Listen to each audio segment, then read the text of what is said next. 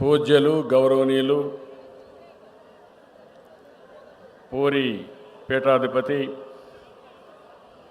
నిశ్చలానంద సరస్వతి స్వామి గారు, వారి అనుచరులకి ఈరోజు ఈ కార్యక్రమాన్ని కోటి దీపారాధన, ఈరోజు మిమ్మల్ని అందరినీ చూస్తూ ఉంటే 16 రోజులు ఒక భక్తి భావాన్ని పరవశించే విధంగా, ఒక చరిత్ర సృష్టించే విధంగా ఈ ప్రాంతమంతా కూడా బ్రహ్మాండంగా భక్తి భావంతో ముందుకు పోయే విధంగా ఈ కార్యక్రమాన్ని చేపట్టినటువంటి చౌదరి గారు, ఈరోజు భక్తి టీవీ సిబ్బందిని కూడా చూస్తున్నాం, చాలా బ్రహ్మాండంగా చేశారు. ఈరోజు ఎక్కడ చూసినా మా సోదరిమణులే కనపడుస్తున్నారు, ప్రత్యేకంగా ఆడబిడ్డలే కనపడుస్తున్నారు. మీలో భక్తి భావం చూస్తూ ఉంటే మళ్ళీ మన యొక్క సంస్కృతి సాంప్రదాయాలకి, హిందూ సాంప్రదాయానికి ప్రతీకగా నిలిచిన మిగిలినందరినీ పేరు పేరున మనస్ఫూర్తిగా అభినందిస్తూ అందరికీ శిరస్సు వంచి నమస్కారాలు తెలియజేసుకుంటున్నాను, ధన్యవాదాలు తెలియజేసుకుంటున్నాను. ఈరోజు ఇది ఒక మహత్తర కార్యక్రమం, ఇది ఒక చరిత్ర. ఎప్పుడు కూడా మనందరం కార్తీక మాసం అనగానే మనకు గుర్తొచ్చేది వన భోజనాలు, అదే మరిగా కోటి దీపారాధన.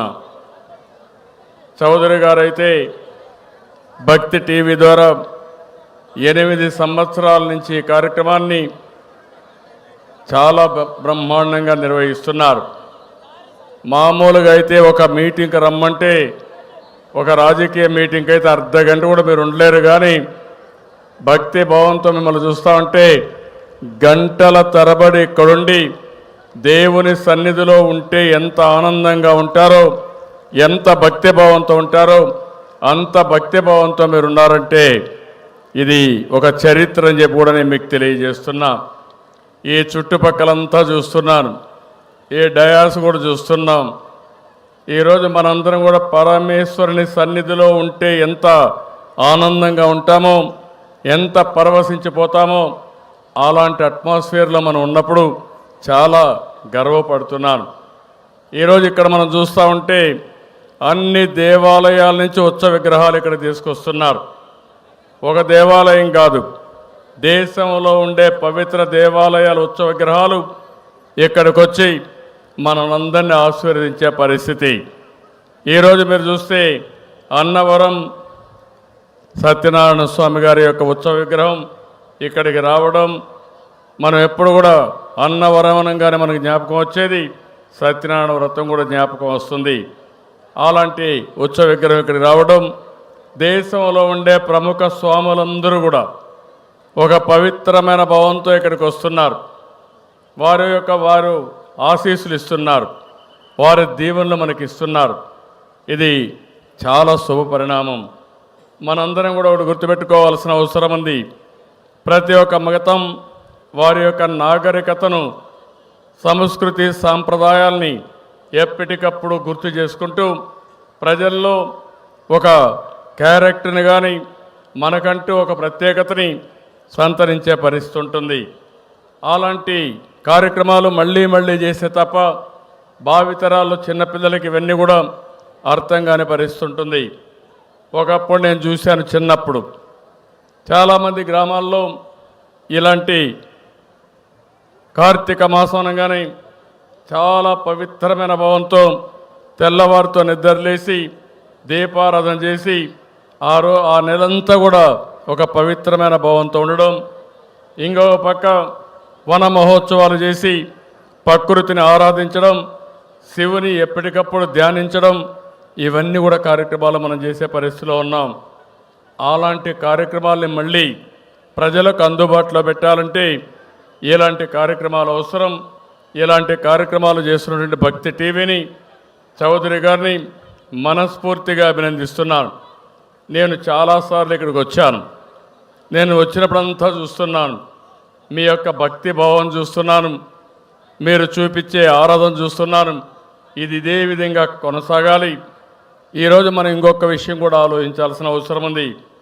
మనం ఎక్కడికక్కడ దేవాలయానికి వెళ్ళినప్పుడు కానీ కొన్ని మతాలు వారి సాంప్రదాయాలు వారు పాటిస్తారు. కానీ హిందువులు ఎప్పుడైనా దేవాలయాలకు పోయినప్పుడు, ఇలాంటి కార్యక్రమాలకు వచ్చినప్పుడు, దేవుని మీద శ్రద్ధ పెట్టినప్పుడు మనకు చాలా వరకు మనోనిబ్బరాన్ని ఇస్తాయి, నిశ్చలమైన మనస్సునిస్తాయి. మనం ధ్యానం చేసినప్పుడు ఆ ధ్యానం వల్ల ఒక ప్రశాంతత వస్తుంది, ఒక ధైర్యం వస్తుంది, ఒక మనిషికి కావాల్సినటువంటి నిండత్వాన్ని ఇస్తుందని చెప్పి కూడా నేను మీకు తెలియజేస్తున్నాను. అందుకని ఎన్ని హాస్పిటల్స్ ఉన్నా ఇలాంటి దేవాలయాలు కూడా చాలా ముఖ్యం. ఎప్పుడైతే హాస్పిటల్కి పోకూడదనుకుంటే దేవుని సన్నిధిలో ధ్యానం చేస్తే చాలా సమస్యలకు పరిష్కార మార్గం వస్తుంది. ఆ విషయాన్ని కూడా మనం గుర్తుపెట్టుకొని మన సాంప్రదాయాల ప్రకారం మన పెద్దవాళ్ళు ఇచ్చిన వారసత్వం ఈ యొక్క దేవాలయాలకు వెళ్ళడం కానీ, ఈ మతాన్ని ప్రాక్టీస్ చేయడం కానీ ఇవన్నీ చేయాల్సిన అవసరం ఉందని చెప్పి మరొక్కసారి తెలియజేసుకుంటూ, ఈరోజు ఇక్కడ నేను చూస్తున్నాను ఎంత క్రమశిక్షణతో ఉన్నారంటే, ఎంత భక్తిభావంతో ఉన్నారంటే, మీరు ఇంత క్రమశిక్షణ భక్తిభావంతో మీరున్నారు. అదే మరి ఇక్కడ పనిచేసే సిబ్బందిని అందరినీ చూశాను. ఇక్కడ పనిచేసే ప్రతి ఒక్క వ్యక్తులు కూడా దేవునికి సేవ చేస్తే ఎంత పుణ్యం వస్తుందో అలాంటి సేవాభావంతో మీ అందరినీ ఆర్గనైజ్ చేసే పరిస్థితికి వచ్చారు. భక్తి భావంతో పనిచేస్తున్నారు.